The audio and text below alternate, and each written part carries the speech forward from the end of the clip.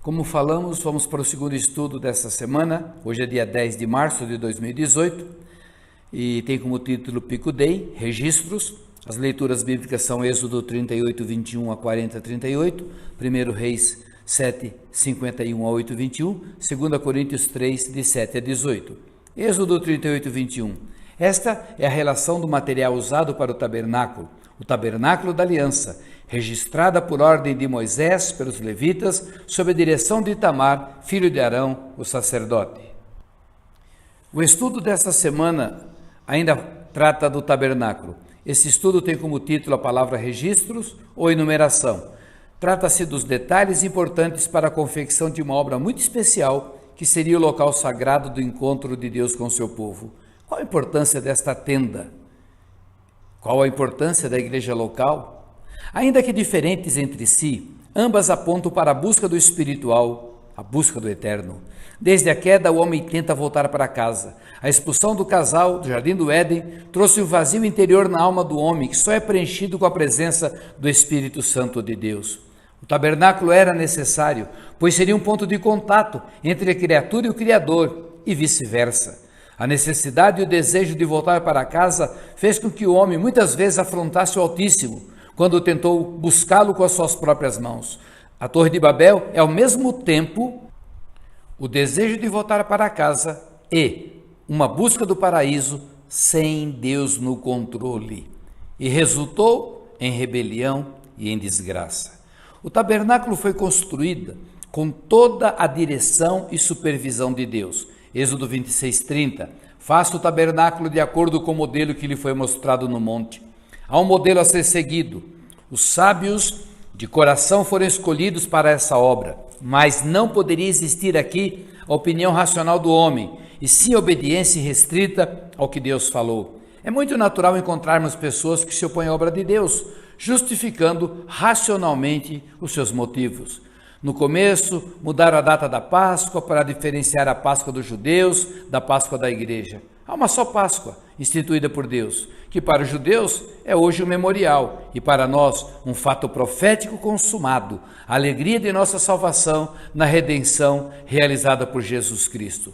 Na construção do tabernáculo, o povo foi convocado a ofertar e entregar esses recursos para a execução da obra. Não foram chamados a opinar sobre o projeto.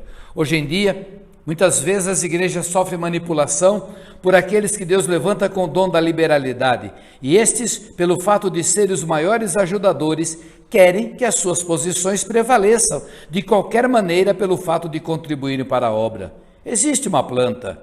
Cada igreja local tem um chamado profético e seu líder principal é o responsável. Não estou sugerindo uma direção única. Pelo contrário, a Bíblia fala que na multidão dos conselheiros há sábia decisão, Provérbios 11:14. Os conselheiros são necessários, os conselhos são necessários para a execução de uma obra, mas a responsabilidade e a decisão final fica com aquele que Deus escolheu para a sua obra, como no caso Moisés.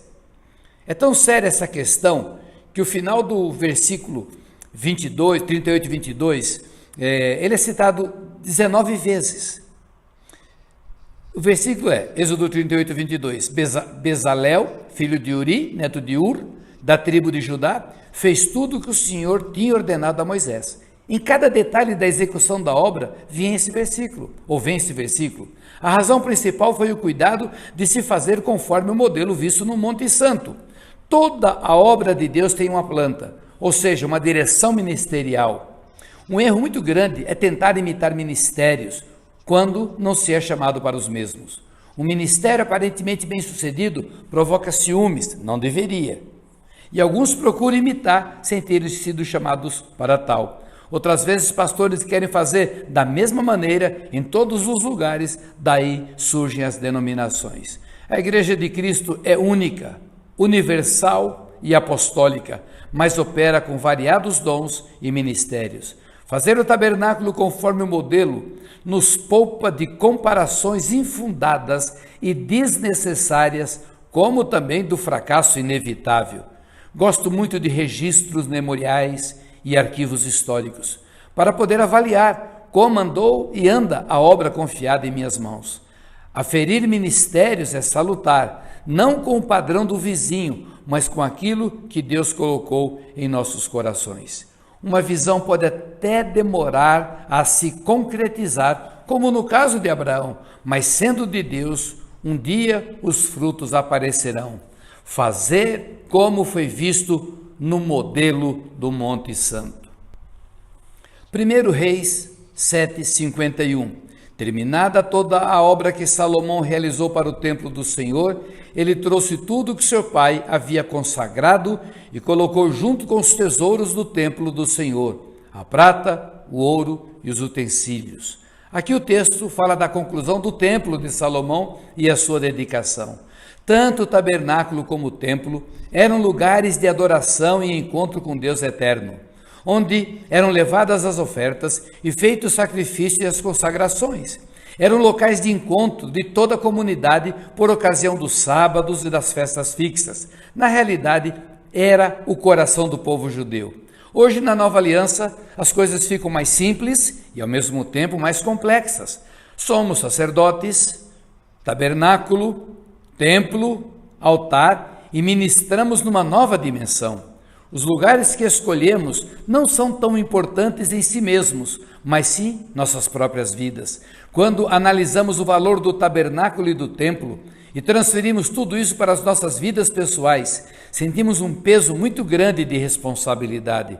Talvez por não vermos os símbolos, pois somos realidades vivas, barateamos a vida espiritual ou transferimos nosso amor e dedicação para os prédios de alvenaria. Os prédios, instrumentos e objetos diversos não são santos por si mesmos, se tornam santos por causa das nossas vidas e eles são separados. É a separação que fazemos para Deus que os torna separados e os torna santos. Está faltando espiritualidade na igreja dos nossos dias. Busca-se mais a bênção que o abençoador. Foi criado um paradigma de prosperidade antibíblico que leva o crente moderno a se descuidar da vida de profundidade, o ser, para uma vida de valores ilusórios, o ter, em que o exterior não condiz com o interior. A vida cristã, que era piedade, amor e compaixão, tem se tornado uma competição, disputa de poder e ostentação, em que os mais carentes não encontram lugar para ajuda e comunhão. A igreja de nossos dias está se parecendo com a igreja imperial de Constantino, na qual a plebe, o homem comum, não tinha direito à comunhão e nem a voz como indivíduo. O modelo continua o mesmo, pois o Deus é o mesmo. A missão deixada por Jesus Cristo continua valendo em nossos dias. Cabe a cada um de nós fazer uma reflexão e prepararmos caminho seguro para os nossos pés. Segundo aos Coríntios 3, de 7 a 18.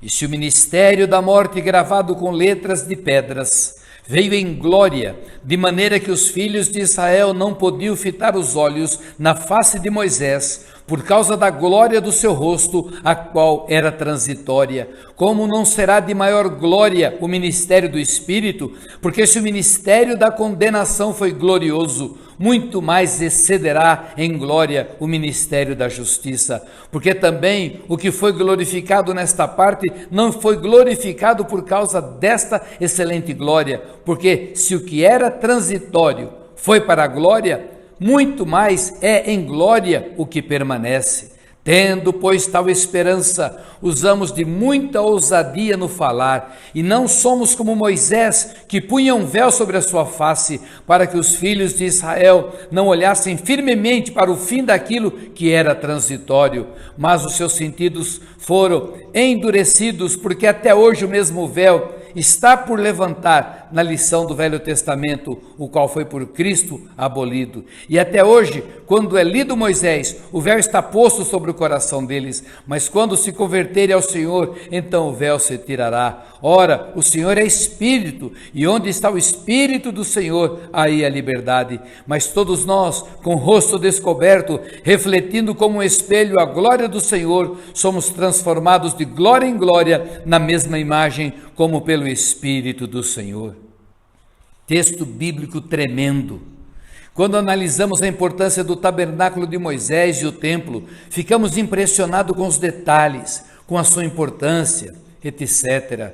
A presença de Deus se manifestava lá. Sua glória Shekinah era o sinal da sua presença. Deus com seu povo. Aleluia.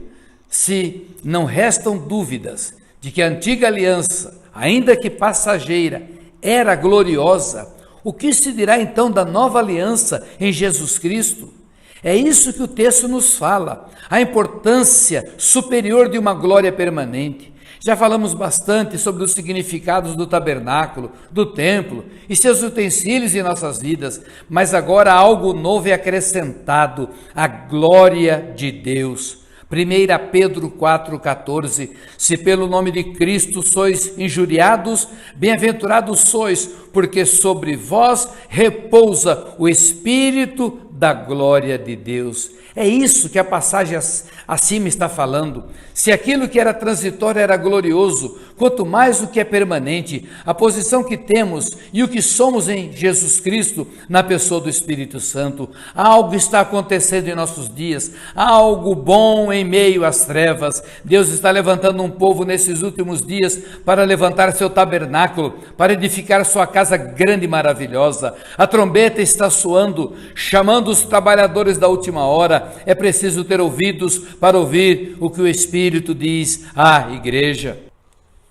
Somos aqueles que vão levar o ouro, as ofertas para a obra desta última casa, que será mais gloriosa que a primeira, as riquezas das nações. São pessoas resgatadas por uma igreja viva, profética e apostólica destes últimos tempos. O espírito de religiosidade tenta amordaçar os verdadeiros profetas. O inimigo deseja ver a igreja inoperante, morna, fechada em si mesma, com seus programinhas carnais, que só servem para distrair as pessoas. Mais que nunca precisamos do vinho novo, um novo fluir espiritual, onde a presença é sentida. Deus é Pai e busca relacionamento com seus filhos. Ele põe à disposição os recursos espirituais para que possamos viver uma vida de comunhão e dependência do seu Espírito. No entanto, há uma chave espiritual para se obter esta condição: busca de todo o coração. Shabbat Shalom, Deus vos abençoe.